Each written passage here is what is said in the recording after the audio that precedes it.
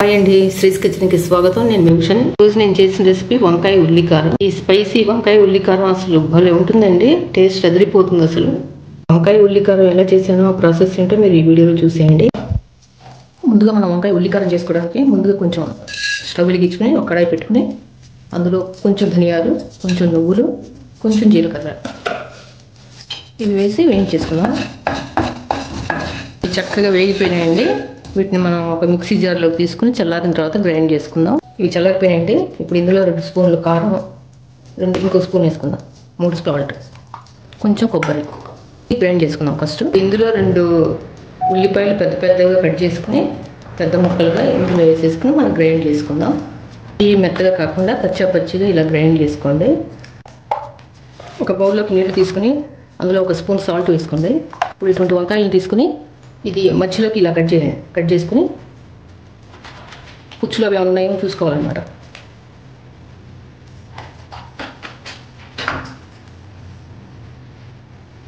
చూడండి, పుచ్చులు ఏమైనా ఉంటే తీసిపడండి. ఇందులో వేయండి. ఇందులో వేయటం, ఉప్పు నీళ్ళు వేయటం వల్ల వంకాయలు నల్లబడవు, ప్లస్ కందెక్కవు. ఇందులో నీళ్ళని కారిపోయిన తర్వాత ఇందులో మనం ఈ గ్రైండ్ చేసి పెట్టుకున్నాం కదా ఉల్లికారం, ఇది ఇందులో స్టఫ్ చేసుకోవాలన్నమాట.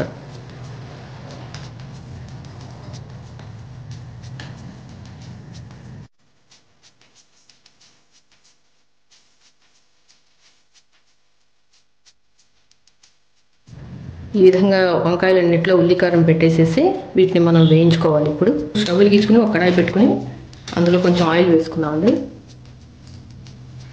కొంచెం ఆయిల్ ఎక్కువే వేసుకోండి, ఎందుకంటే వంకాయలు వేయించాలి కదా మనం. ఇందులో కొద్దిగా పచ్చిశనగపప్పు, మినపప్పు, ఆవాలు, ఎండుమిరపకాయ, కొంచెం పసుపు, కరివేపాకు,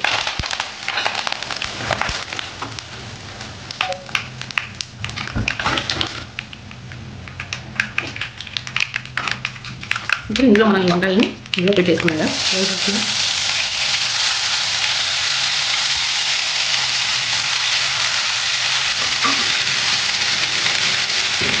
ఒక్కసారి వీటిని కలిపేసి మూత పెట్టేద్దాం మనం.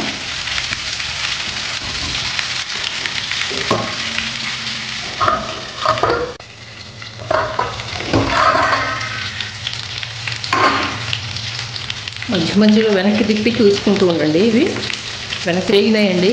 సగం వేగిన తర్వాత ఇప్పుడు మనం గ్రైండ్ చేసుకున్న ఉల్లికారం ఇందులో వేసేసుకుందాం. ముందుగానే వేసామంటే మాడిపోతుంది, అందుకని.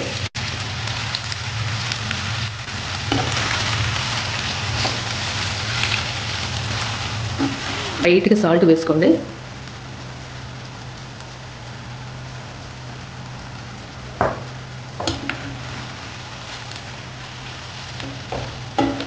ఈ జార్లో కొంచెం నీళ్ళు పోసి ఇవి మనం ఇందులో పోసేద్దాం.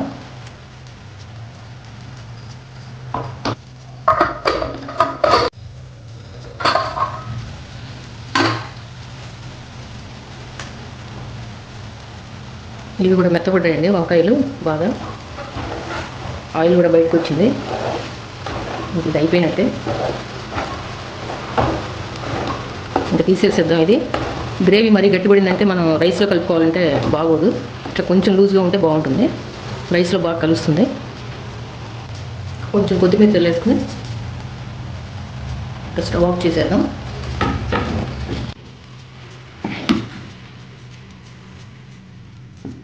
ఇప్పుడు దీని మీద కొంచెం పచ్చి ఉల్లిపాయలు చల్లుకుంది.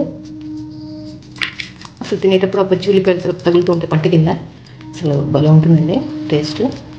ఇంతేనండి, వంకాయ ఉల్లికారం చేయడం అయిపోయింది. టేస్ట్ అయితే చాలా బాగుందండి. ఇది రైస్లోకి, చపాతీలోకి, రెండిట్లోకి బాగుంటుంది. ఒకసారి నేను చెప్పినట్టు మీరు ట్రై చేసి ఎలా వచ్చిందో నాకు కామెంట్స్లో చెప్పండి. అందరూ మిమ్మల్ని ఆకాశానికి ఎత్తేస్తారు, అంత బాగుంటుంది ఈ కూర. ఈ వీడియో మీకు నచ్చినట్లయితే లైక్ చేసి, షేర్ చేసి, సబ్స్క్రైబ్ చేసుకోండి. Thanks for watching. బాయ్ అండి.